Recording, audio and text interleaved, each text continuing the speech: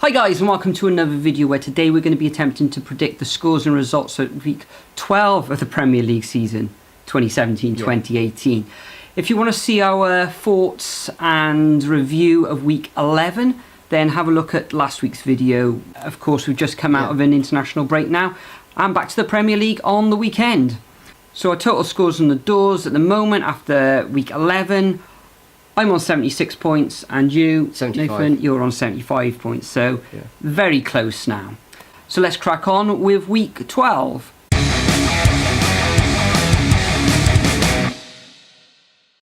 Okay, so the first fixture is the midday North London derby at the Emirates Stadium between Arsenal and Tottenham Hotspur. Now, Tottenham have been on a great run of form recently. They did win those 4 games, and then they lost, and then they did get a win last time around, but Arsenal they just can't really decide what they're doing really. But I can only see this going one way, and Spurs have had a great away run as well. I can only see it going one way, and it's going to be a 2-0 Spurs win. Yeah, Spurs playing really well at the moment. Ericsson, did you see he scored a hat-trick in week against the Republic of Ireland? Fantastic scores. The rest of their players, the likes of Harry Kane and Dele Alli, they didn't play for England, of course, so they're nicely rested up. However, they are playing Arsenal at home, and Arsenal have been very strong recently at home. I think Arsenal are going to be up for this. Of course, it's the North London derby, and I think it's going to end all square at 1-1. Yes, okay. Okay, next up, at the first 3 o'clock kick-off of the day is Bournemouth versus Huddersfield. Bournemouth near the foot of the table. They seem to be grinding out kind of results at the moment. I think in the last 3 they've won a couple and lost one. Huddersfield, they started off well the season, as we've said in previous videos, being hard to beat. They picked up their victories. However, this is going to be a very close fought match, but I can see, because Bournemouth are home, Huddersfield maybe struggle away a little. I can see that the Cherries are going to win this one at 1-0. Okay, well, believe it or not, Huddersfield have had a great start to the season, like we've said. A bit shaky away, but they've been on an excellent run of form. Bournemouth, Eddie Howe is struggling a bit this season. It's their 3rd season in the Premier League. They are starting to struggle a bit, but I can only see it's going to be really close. It's just, I reckon Huddersfield are going to win 2-1. Away win. Yeah, and then I can see Eddie Howe struggling. Yeah. And you never know, he might get the chop in like 5 weeks, 5 or 6 weeks. You reckon around about Christmas time then? Possibly. We don't. It depends if he starts. That'll be a nice Christmas present for him then. Yeah. It depends if he picks up the form. Then I think he'll stay. But if Bournemouth continue the way they're going, or if they do a Palace and just keep losing and losing, then Eddie Howe will face the chop. Interesting thoughts then. Okay, next up we've got Burnley against Swansea City up there at Turf Moor. Burnley masters really of grinding out those 1-0 victories they did away against Southampton last week, or in the last round of fixtures. Swansea can't score. Nothing really going forward. They got the likes of Abraham. Will Bonney come into play again? It's going to be a low-scoring fixture. Burnley don't score a lot of goals, obviously. Swansea going to have to shore up that defence. Clement, what can he do? Is he listening to people at the club? What's happening down there in South West Wales? He really needs to pull things around. I'm going to go for the Burnley win, 1-0. So as you said, Clement is in trouble. They're just the other team in they're not Wales. Creating. They're just awful at the moment. They just can't score, even though they got the likes of Tammy Abraham and Renato Sanchez. Surprised, they're just not gelling. They're not suited for the type of squad that they have. And Clement is under so much pressure down there at the moment. And Burnley, they don't have the best home form this season. But I reckon they can't really score. But because of how weak their opponents are, I can literally Burnley are only going to win 2-0. Fair enough. Okay. How weak their defence is. That's all I can Jacks, say. And their midfield, they're just all over. Okay, next up we got Crystal Palace at Everton. Of course, Roy Hodgson seems to be shoring up that defence a little bit. Everton, Okay, Unsworth is there, and they did gain that victory against Watford, which was right at the end. It could have ended up a draw, of course, as we said in our reaction video. This one I think is going to end up all square. You know, the Crystal Palace players, Loftus-Cheek playing in the England team in midweek. That'll give him some great confidence, and I can see him coming back into the side, puffing out his chest. Maybe Everton, they're going to be buoyed by that victory, and I can see this one ending up as a 1-1 draw. Okay. Well, I've actually gone for the same as you as well, because Everton, they still don't... I don't know whether Unsworth's on there full time at the moment, or he's still caretaker manager, but we just don't know what the managerial situation is at Everton at the moment. Crystal Palace, Loftus-Cheek, he did get into the England squad. Roy Hodgson is really trying to start to turn things around there. They are still bottom, of course. Yeah, they are still bottom, but even though they are still bottom of the table, it will take some weeks for them to get out of that relegation zone if they start to pile in the wins and the draws. It's going to be a really tight match. Just Everton, they're just not bonding with each other. Unsworth, or if he stays on full time, or whoever Everton decide to bring in, they need a transfer window. Even though they've spent a lot, they need a transfer window. They need a striker ASAP. They need a striker. Wayne Rooney is just no. But I can 1-1. Okay. Okay, so the next fixture is Leicester versus Man City at the King Power. Man City, how'd you beat them? Yeah, Leicester, Claude Puel's doing an excellent job at the King Power Stadium. They haven't lost in 5 matches, which is an absolute achievement. And they're scoring goals. They are scoring goals since he's come in and since Shakespeare's gone out of the door. They are starting to pile in those draws and those wins. But it's Man City. And Man City just absolutely dominate the defences, and their defence is just like a brick wall at the moment. You've got Sane and Sterling, just absolutely speed. Just players who have got the speed, and it's going to be 3-0 Man City. I know it might be a bit far-fetched, but that's the only thing I can see happening. Yeah, exactly. Well, looking at these fixtures, I thought that Leicester, they should be scoring goals. They are up against Manchester City. Man City dominant, as you say, so much pace in the side. Leicester got pace up front as well. Can they exploit the Manchester City defence? I don't think so, not with their midfield.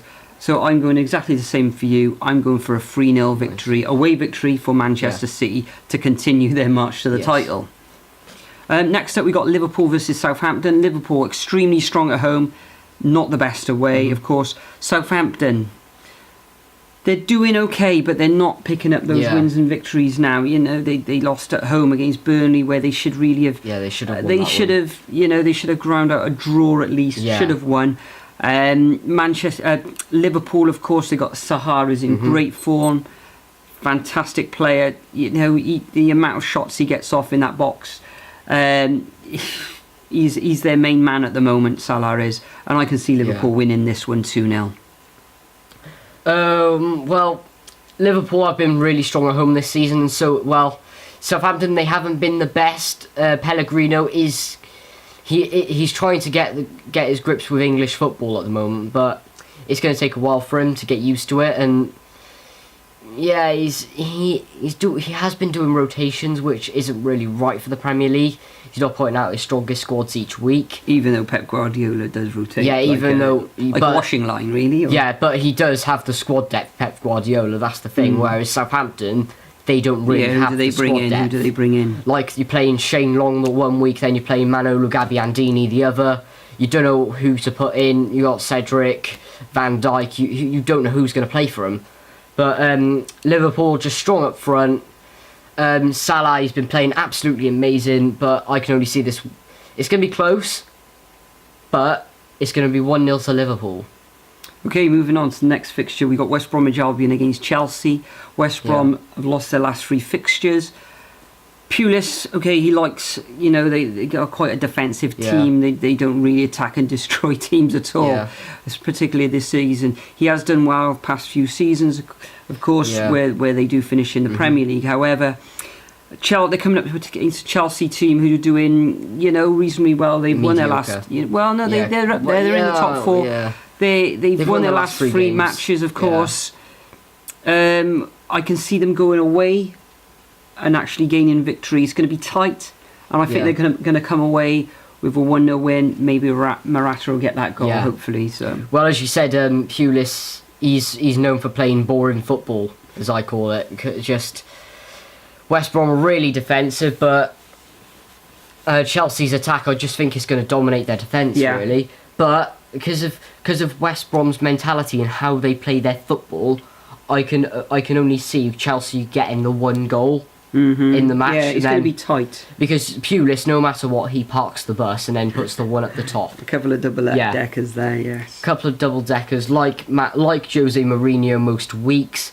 It will be 1-0 Chelsea. Excellent. Talking about Jose Mourinho, the evening kick-off on Saturday is Manchester United against Newcastle. Newcastle, they were turning things around, but they're on a slight dip at the moment.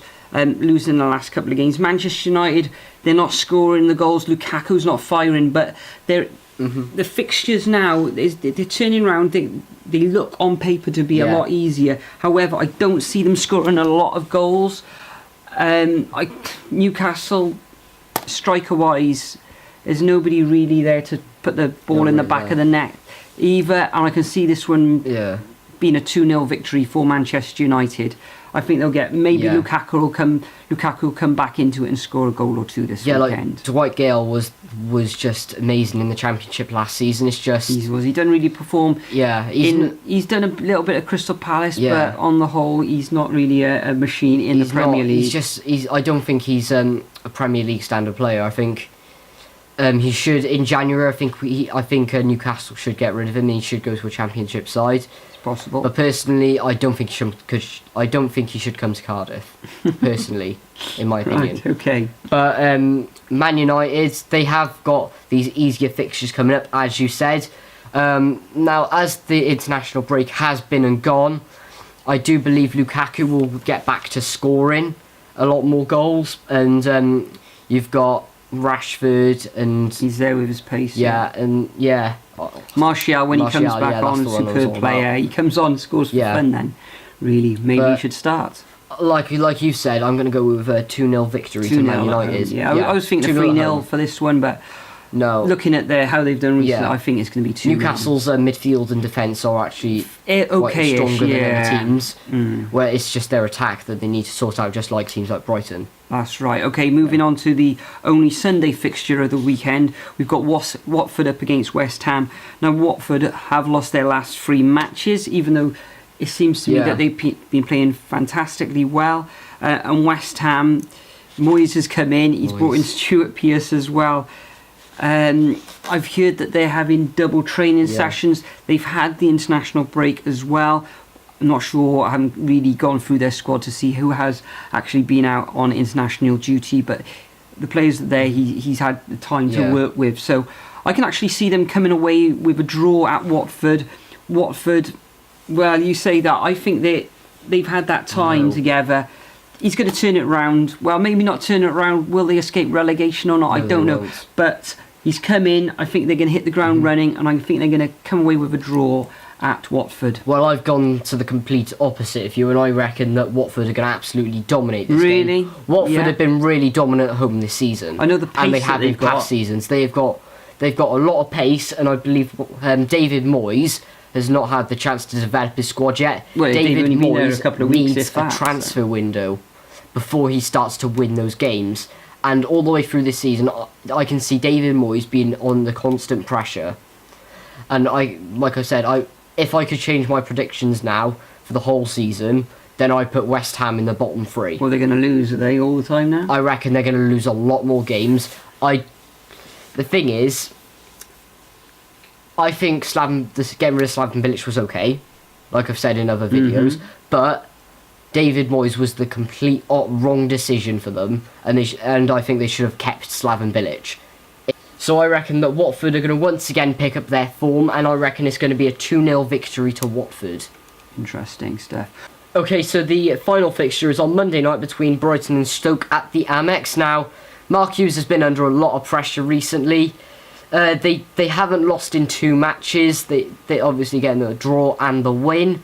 They did lose those 2 matches as well. But Brighton, they've been on phenomenal form.